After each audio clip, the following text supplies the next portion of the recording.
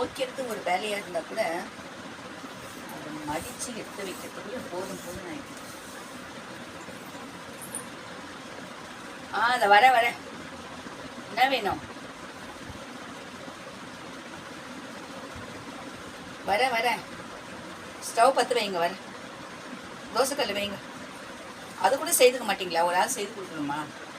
தோசை ஊற்றிக்க தெரியாதா? எண்ணெயை பிடிச்சி அந்த இதில் ஊற்றுங்க, பாட்டிலில் வர 2 முட்டை தோசை போட்டுங்க.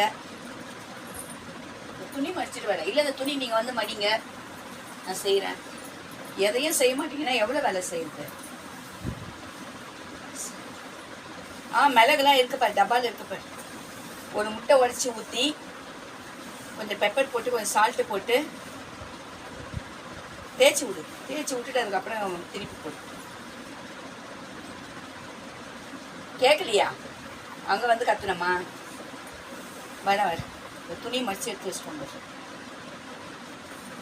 இல்லாட்டி நாளைக்கு ஒரு மூட்டை சேரும்.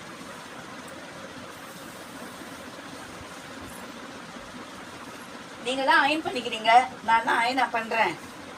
நான் அப்படியே சுருக்கம் போக அப்படியே மடித்து வச்சிடுறேன். வெளியே போகும்போது மட்டும்தான் அயன் பண்ணிட்டு போகிறேன். இந்த மாதிரி எப்போ பார்த்தாலும் அயன் பண்ணினா உட்கார வைக்கேன். அதாவது மடித்து வச்சிடணும், சுருக்கம் போக மடித்து வச்சுக்கணும்.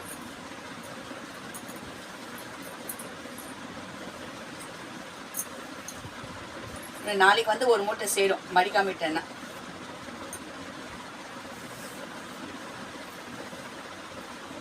ஊற்றிட்டியாம்மா? தோசை வருதா?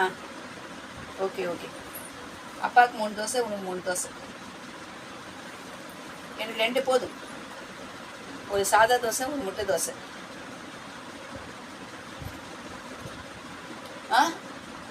பெப்பர் கொஞ்சம் சால்ட்டு போட்டுட்டு தேய்ச்சி விட்டுட்டு அப்படியே திருப்பிக்கும். ஆஃப் பாயில் வேணா கூட போட்டுக்கோ, பரவாயில்ல. சரியா? சரி கத்திக்கிட்டே இருக்காத பாரு.